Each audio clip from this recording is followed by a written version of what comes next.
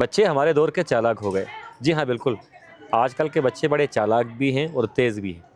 आज हमारे साथ हैदर साहब मौजूद हैं, नन्हे से साइंसदान हैं और बड़े होकर साइंसदान बनना चाहते हैं। हैदर साहब, से पहले तो बताएं, आपके नाम कितने हैं? पता नहीं, 11 होंगे। आपको मुख्तलिफ नामों से पुकारते हैं लोग। कौन कौन से नाम हैं? हाँ, किन किन नामों से आपको पुकारते हैं लोग? कुछ लोग हैदर बोलते, कुछ लोग अली बोलते, तो कुछ लोग हेदू बोलते हैं। ज़्यादातर स्कूल में हेदू बोलते लोग। अच्छा, आपको खुद कौन सा नाम पसंद है? हैदर। हैदर आपको पसंद है। अच्छा, वैसे आप साइंसदान अभी भी हैं, आपने मुख्तलिफ चीज़ें बनाई हैं, कुछ साइंस एंड आर्ट कंपटीशन में आपने हिस्सा भी लिया है, पोजीशन भी ली है। बड़े होकर किस तरह के साइंसदान बनना चाहते हैं? मैंने नहीं सोचा। मतलब ये सोचा है कि साइंसदान बनना है, हाँ। दुनिया के लिए कुछ अलग करना चाहते हैं, कुछ नया करना चाहते हैं, क्या है? वैसे साइंस के हवाले से ना, आजकल आप इंसान ट्रैवल के लिए जहाज़ का इस्तेमाल करता है, गाड़ी का इस्तेमाल करता है। आपके जहन में क्या आइडिया है, मुस्तकबिल करीब में लोग ट्रैवल कैसे करेंगे? मुझे लगता है कि जब टेक्नोलॉजी ज़्यादा हो जाएगी तो फिर गाड़ी उड़ना शुरू हो जाएंगे और फिर हम भी उड़ सकेंगे। अच्छा, इंसान खुद भी उड़ सकता है? हो सकता है। मतलब किस तरह, साइंस क्या कहती है इस हवाले से? हम नए नए बूट्स बना सकते हैं जिससे हमें लिफ्ट मिल सकती है, यानी कि जेट पैक्स बूट्स, या फिर हमें अलग अलग डिवाइसेस ऐसे भी मिल सकती है जिससे हम उड़ सकते हैं, या फिर गाड़ी उड़ेंगे और जहाज़ की ज़रूरत नहीं होगी, और साथ में पोल्यूशन भी कम होगा। ठीक है। एआई के मतलब आपको पता है ना, आजकल एआई ने तहलका मचा रखा है और हम कोई भी चीज़ उनसे पूछते हैं तो वह मिनटों में हमें जवाब भी दे देती है और हमें मुख्तलिफ मसाइल का हल भी बताती है। एआई का फ्यूचर क्या है? कितने अरसे तक एआई चल सकता है? 20-30 सालों से चल जाएगा। उसके बाद जब ह्यूमन टेक्नोलॉजी ज़्यादा बढ़ जाएगी तो फिर इंसानों को सब कुछ पता चल जाएगा, तो फिर उनकी एआई की ज़रूरत नहीं होगी। अच्छा, मुस्तकबिल करीब में इंसान का दिमाग ही एआई बन जाएगा, मतलब फ़ौरन से वो जवाब देंगे। ठीक है। बाकी आपको इंटरेस्ट किस में है? फिजिक्स में है, केमिस्ट्री में है, बायोलॉजी में है? तीनों में है। तीनों में है। ये कुछ सर्टिफिकेट सामने रखे हुए हैं, इन सर्टिफिकेट्स के मतलब ज़रा बताइएगा, कहाँ कहाँ आपने पार्टिसिपेट किया था? ये एक हमारे पास सर्टिफिकेट है जी, इंटरनेशनल कॉन्टेस्ट सेंटर, हाँ, इंटरनेशनल कॉन्टेस्ट सेंटर, आईसीसी। यहाँ क्या हुआ था? इस इंटरनेशनल कॉन्टेस्ट सेंटर इसमें डिफरेंट टाइप्स ऑफ ओलंपियाड्स ले जाते हैं। जैसे कि ओलंपिक्स होते हैं, लेकिन ये ओलंपियाड्स हमारे दिमाग के लिए ओलंपिक्स होते हैं। ठीक है, इसमें हुआ क्या था वैसे आपके साथ? ये आईसीसी, इसमें 2 सब्जेक्ट्स थे। एक था फिजिक्स एंड एस्ट्रोनॉमी और अच्छा, दूसरा था नेचुरल साइंस। ठीक। मैंने नेचुरल साइंस में हिस्सा लिया था। इसमें क्या पोजीशन थी आपकी? मेरी मुझे सिल्वर मेडल मिला था। ये मतलब इंटरनेशनल लेवल का एक मुकाबला था जहाँ पर आपकी पोजीशन आई।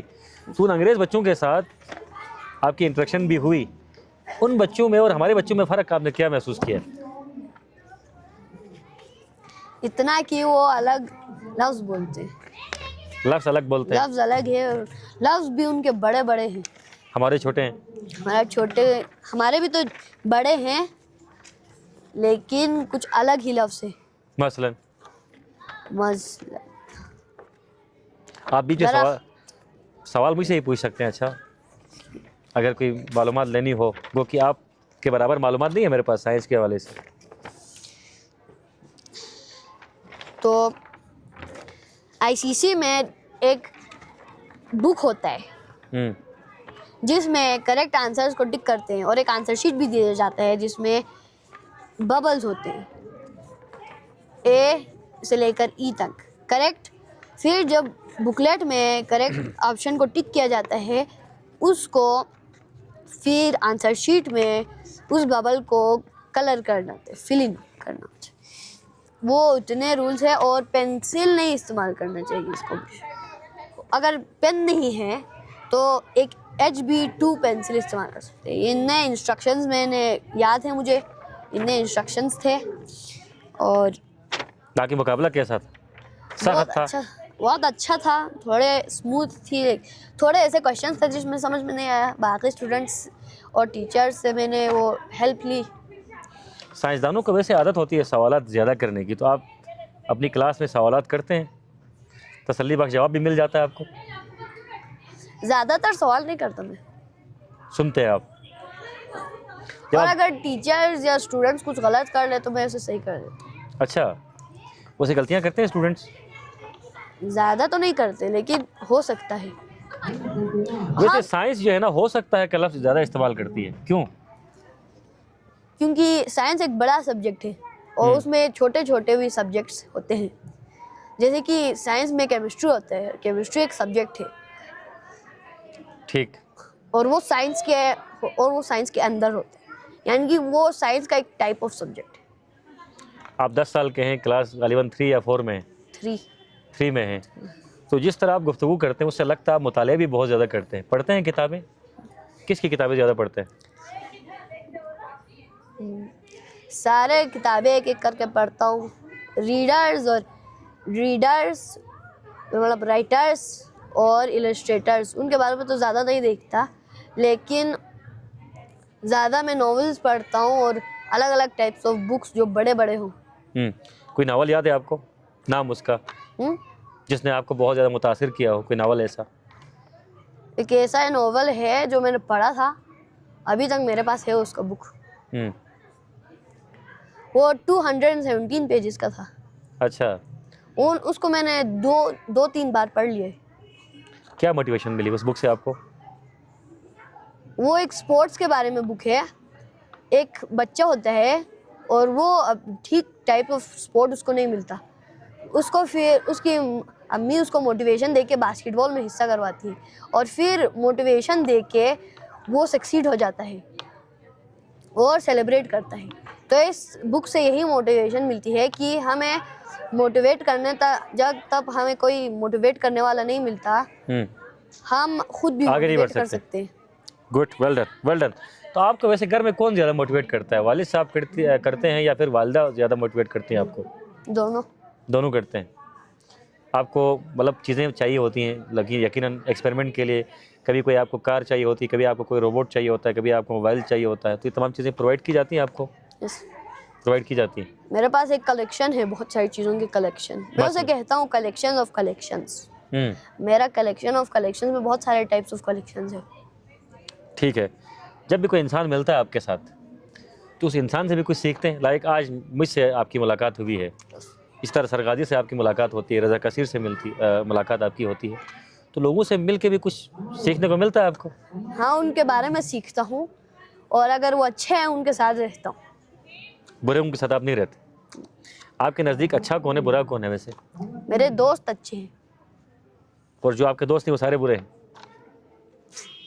अच्छे हैं। नहीं, आपने कहा ना जो मेरे दोस्त हैं वही अच्छे हैं। वैसे दुनिया के तमाम लोग अच्छे हैं, जिनके साथ आपकी मेंटलिटी मैच करती है वो आपको अच्छे लगते हैं। हाँ, जो चीज़ें मुझे पसंद होती है और वो चीज़ें किसी और को भी पसंद होती है, वही। तो इसी को सिमिलरिटीज़ कहते हैं ना, जब सिमिलरिटीज़ आ जाती हैं आप दोनों के बीच में, फिर आप दोनों के ख्यालात मिलने लगते हैं। और उससे फिर बुरे और अच्छे लोगों की डिफरेंस मिलती है। ठीक है। जबकि बुरे और अच्छे में कोई डिफरेंस नहीं होता, बस हमारे सिमिलरिटीज से ही पता चलता है। ज़ीशान मेहदी को जानते हैं आप? नहीं। आपके रिश्तेदार हैं, शायरी भी करते हैं। हाँ, यहाँ से मेरे नाना है। नाना है ना आपके, तो नाना से कुछ सीखा आपने? क्या सीखा उनसे? शायरी। शायरी भी करते हैं आप? ज़्यादा नहीं करते। इंटरेस्ट है शायरी में? ज़्यादा नहीं। कोई शेर याद है आपको? नहीं। कोई शेर याद नहीं? नहीं, इसका मतलब आपको कोई इंटरेस्ट नहीं? मैंने कुछ बुक्स भी राइट किए थे। राइट करने का मतलब कि मैंने इलस्ट्रेट किए थे, लिखे तो मेरी अम्मी ने थे। मतलब आपने उनको बताया था कि लिखना है? हाँ, अभी एक और बुक, एक बहुत बड़ा बुक था ना, उसको अभी कंटिन्यू करना है मुझे। कौन सी बुक है वो?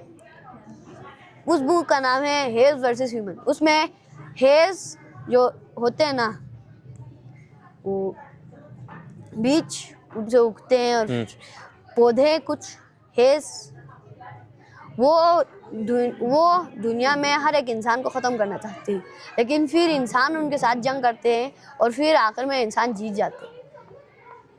अभी मुझे आगे लिखना है, इसमें 4 चैप्टर्स थे। आगे मुझे लिखना है कि फिर हेज़ वापस आ जाते हैं। कुछ हेज़ ज़िंदा रहते थे और फिर उन्होंने वापस हे किंगडम को बना लिया और दोबारा इंसानों के साथ जंग किया और फिर आखिर में उन्होंने इंसानों को हरा दिया। लेकिन फिर कुछ इंसान उनके स्लेवरी से ख़त्म हो गए और फिर उन्होंने जंग करके आखिर में उन्होंने फ्रीडम आजमा लिया। मुस्तकबिल करीब में इंसानों की जंग किसके साथ होगी? माहौल के साथ होगी या फिर कोई खलाई मखलूक है उसके साथ होगी?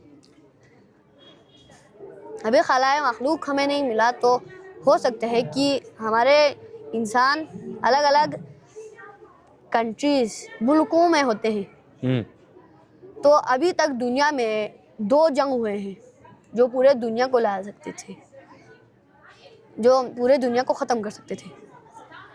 और लोग कह रहे हैं कि मुस्तकबिल में एक तीसरा जंग होगा जिससे पूरी दुनिया ख़त्म हो जाएगी।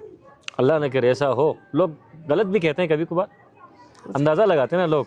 हाँ, माहौल को जो ख़तरात लाहक हैं, आपको पता है ना, माहौल हमारा ख़राब हो रहा है, पोल्यूशन रोज़ बरोज़ बढ़ती जा रही है। आप साइंसदान हैं, आपके पास इसका हल तो मौजूद होगा। हाँ, मेरे पास ये हल है कि हमें ग्रीन एनर्जी इस्तेमाल करना है, यानी कि सोलर पैनल उन्हें ज़्यादा इस्तेमाल किया जाए ताकि हम सन की एनर्जी को इस्तेमाल करके उससे हमारे काम करवाए। ठीक है, ये भारी भारी बस्ते हैं बच्चों के पास, अभी आपका बस्ता भी काफ़ी भारी है।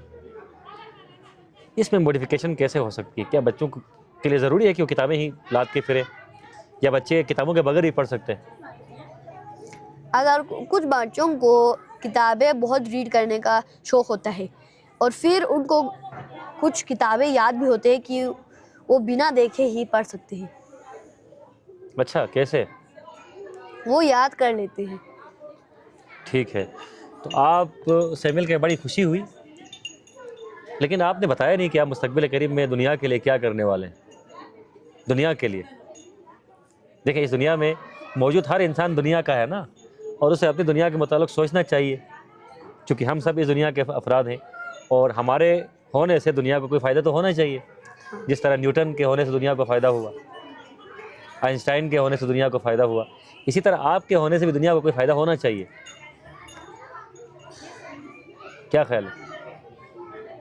जब मैं बड़ा होकर साइंसदान बनूंगा तो फिर मैं दुनिया को पोल्यूशन को रोकूंगा, दुनिया को बताऊंगा कि ग्रीन एनर्जी इस्तेमाल करना चाहिए ताकि पोल्यूशन ख़त्म हो जाएगा और ग्लोबल वार्मिंग भी ख़त्म हो जाएगा।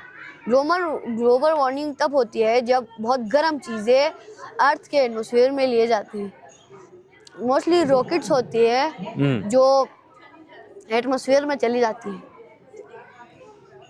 तो ये चीज़ है, तो मैं यही कह रहा हूँ कि अगर हमें कहीं एटमॉस्फेयर में कुछ गर्म करना है तो सूरज की मदद से करेंगे, और इतनी गर्म नहीं करनी चाहिए जितनी से ग्लोबल वार्मिंग अभी तक हो रही है। आपको दुख होता है जब लोग कचरा फैलाते हैं? हाँ, जब लोग ग्रीन एनर्जी का इस्तेमाल नहीं करते, लकड़ियाँ जलाते हैं, गाड़ियों से धुआं निकलता है, दुख होता है आपको? गुस्सा भी आता है? ऐसे में आप अपने आप से क्या कहते हैं?